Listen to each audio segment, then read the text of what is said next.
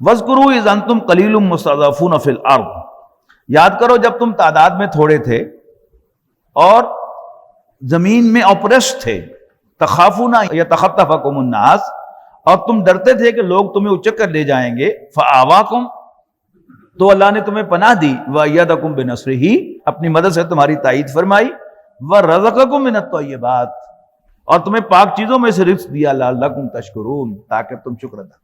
محترم ڈاکٹر سارا احمد صاحب فرمایا کرتے تھے کہ یہ آیات جو ہیں ایسا معلوم ہوتا ہے کہ یہ ہمارے لیے نازل ہوئی ہے، ہم پاکستانیوں کے لیے، یعنی اصل میں تو اس کے مخاطب مسلمان تھے کہ مکے میں تمہاری تعداد کم تھی اور ایسا معلوم ہوتا تھا کہ کافر تمہیں اچک کے لے جائیں گے، لیکن اللہ تعالیٰ نے تمہیں پناہ دی مدینہ منورہ میں اور تمہیں پاک چیزوں میں سے رزق دیا۔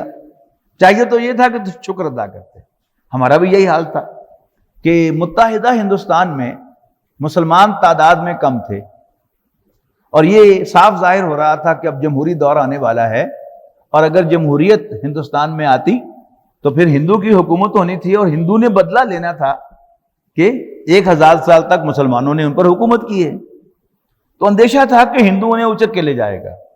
لیکن اللہ تعالیٰ نے اپنی خاص تائید و نصرت سے مسلمانان ہند کو پاکستان عطا کیا، پناہ دی نا، فآواکم وَاذْكُرُوا إِذْ أَنْتُمْ قَلِيلٌ مُسْتَضْعَفُونَ فِي الْأَرْضِ، یاد کرو تم جب تعداد میں کم تھے اور زمین میں دبائے ہوئے تھے، تخافون ان یتخطفکم الناس، تمہیں ڈر تھا کہ لوگ تمہیں اچک کر لے جائیں گے، فآواکم، تو اللہ نے تمہیں پناہ دی، وأیدکم بنصرہ، اپنی خاص تائید سے تمہاری نصرت فرمائی۔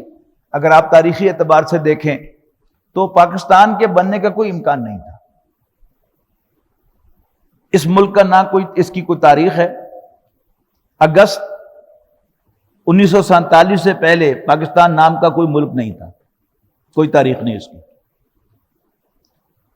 ملکوں کو دریا، سمندر یا پہاڑ جدا کیا کرتے ہیں، یہاں کچھ بھی نہیں ہے، یعنی کاغذ پر کھینچی ہوئی لکیر ہے کہ یہ تحصیل ادھر ہے، یہ ادھر ہے، وہ ضلع ادھر ہے، یہ ادھر ہے۔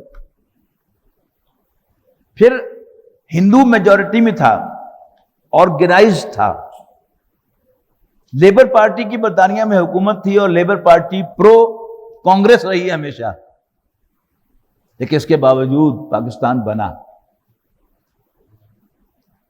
نہرو فیملی کے ساتھ تعلقات تھے لارڈ ماؤنٹ بیٹن کے، جو وائس رائے تھا انڈیا کا، لیکن اس کے باوجود پاکستان بنا خالص اللہ تعالیٰ کی تائید سے۔